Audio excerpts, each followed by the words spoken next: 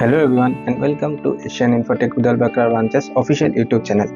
যদি আপুনি ADRE 2.0 computer skill টেষ্টৰ বাবে সাজু হৈছে তেন্তে আজি আমি লৈ আহিছো এটা ফুল লেন্থ মক টেষ্ট সিৰিজ। আজি এই ভিডিঅ'টোত আমি এই মক টেষ্ট সিৰিজৰ এটা এক্সেলৰ কোৱেশ্চন ডিটেইল আৰু স্টেপ বাই স্টেপ ভাৱে দেখুৱাম। এই মক টেষ্ট সিৰিজটো একচুৱেল সিলেবাস আৰু যোৱাবাৰৰ ADRE প্যাটাৰ্নক বেচিছ কৰি ৰেডি কৰা হৈছে।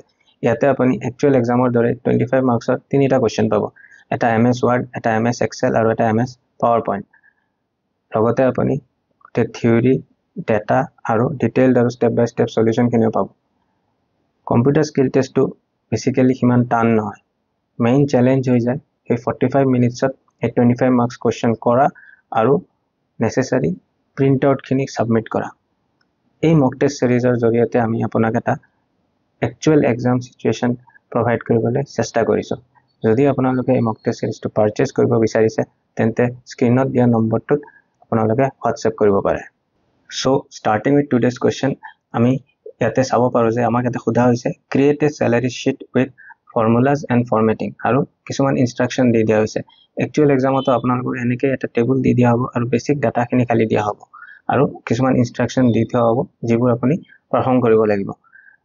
সো ইয়াতে আমি চাব পাৰো কিছুমান এমপ্লয়ি নেম আৰু সিহঁতৰ বেসিক পে খিনি দিয়া আছে আৰু হেতুৰ বেসিছত আমি HRA, DA, গ্ৰছ স্যালাৰি, ট্যাক্স আৰু নেট স্যালাৰি উলাব লাগিব।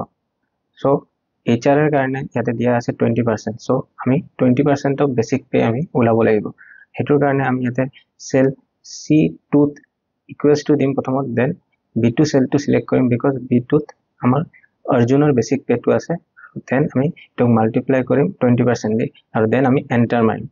এন্টাৰ মাৰাৰ পিছত আমি ইয়াতে এই প্লাস সিম্বলটো ড্ৰেগ কৰি এই বাকি এমপ্লয়িবোৰৰ HRA খিনি পাই যাম। ঠিক তেনেদৰে আমি DO উলাব লাগিব। হেতুৰ কাৰণে আমি ইয়াতে D2 সেলত প্ৰথমতে equals to the basic pay মানে আকৌ আমি B2 টোৱে সিলেক্ট কৰিম আৰু ইনটু আমি 15% কৰিম বিকজ এবাৰ DA 15% দিয়া আছে। দেন এন্টাৰ মাৰিম আৰু আকৌ এই প্লাস সিম্বলটো ড্ৰেগ কৰি বাকিবোৰ এমপ্লয়িৰৰ আমি DA খিনি পাই যাম। নেক্সট আমি গ্ৰছ স্যালাৰি উলাব লাগিব আৰু গ্ৰছ স্যালাৰি হল basic pay plus HRA plus DA। অৰ্জুনৰ গ্ৰছ স্যালাৰিৰ কাৰণে আমি প্ৰথমতে E2 সেলটো সিলেক্ট কৰি equals to the B2 plus C2 plus D2 select কৰিব লাগিব আৰু এন্টাৰ মাৰিব লাগিব।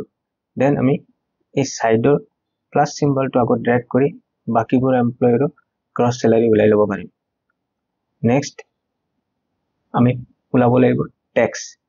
এটা ট্যাক্স দিয়া আছে ইয়াতে 10% আৰু এটো হ'ব আমাৰ গ্ৰছ স্যালাৰি বেসিছত।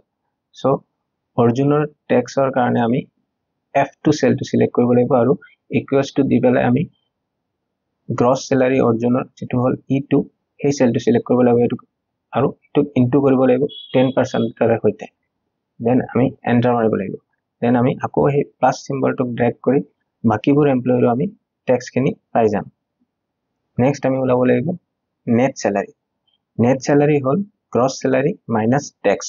সো অৰ্জুনৰ কাৰণে আমি G2 সেলটো সিলেক্ট কৰি তাতে ইকুৱেলছ টু দি দেন আমি E2 minus F2 cell select কৰিব লাগিব আৰু এন্টাৰ প্ৰেছ কৰিব লাগিব। দেন আমি আকৌ সেই প্লাস সিম্বলটো ড্ৰেগ কৰি বাকিবোৰ এমপ্লয়িৰ নেট স্যালাৰি পাই যাম।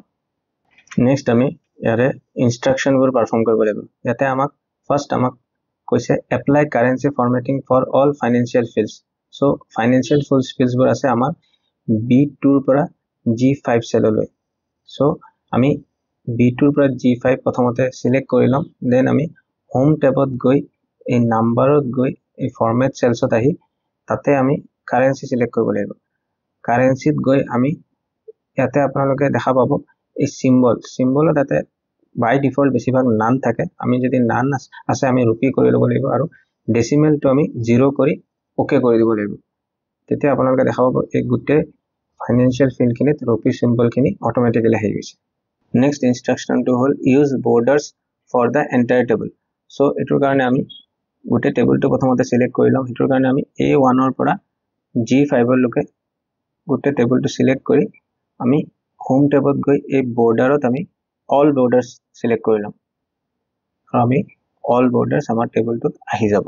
নেক্সট আমাক ইনষ্ট্ৰাকশন দিয়া হৈছে যে highlight rows with net salary less than rupees 30,000 using conditional formatting so আমাৰ নেট স্যালাৰি আছে ইয়াতে জি নম্বৰ কলমত সো আমি প্ৰথমতে G2 পৰা G5 সিলেক্ট কৰি হোম টেবত গৈ কন্ডিশনাল ফৰমেটিংত যাম দেন হাইলাইট সেল ৰুলস তাৰপিছত লেস দেনত গৈ পেলাই ইয়াতে আমি এই 30000 কৰি লম প্ৰথমতে এই বক্সটো দেন আমি এতিয়া ইয়াতে উইথ বক্সটো আছে ইয়াতে আমি এটা কালাৰ টোন চুজ কৰিব লাগিব আমি ইয়াতে প্ৰথমত যেটো light red fill with dark red text এটুকে সিলেক্ট কৰি ললো আৰু ওকে দিলে আমি ইয়াতে দেখা পাম যে এই নেট স্যালাৰি যিবোৰ ক্ষেত্ৰত লেস দেন 30000 আছে তাতে এটা ৰেডিশ টোন এটা আহি গৈছে এক্সামত যদি কোনো পাৰ্টিকুলাৰ কালাৰ ইনস্ট্ৰাকশন এনেকে কোনো নাই বেসিক্যালি আমি ফাৰ্স্ট চয়েসটো চুজ কৰি আমাৰ সময় বচাই ল'ব লাগে আমাৰ নেক্সট ইনস্ট্ৰাকশনটো হল insert a bar chart showing employee name versus net salary so এটোৰ কাৰণে আমি প্ৰথমতে